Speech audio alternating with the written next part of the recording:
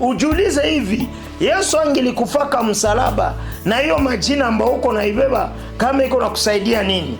Kama Yesu kweli kama neema ya ujumla haingi kujaka kukuokoa, hiyo jina ungilitoshaka sasa wapi? Sasa haina wajibu kutia jina mbele, kuacha mwenye alikupa ile jina.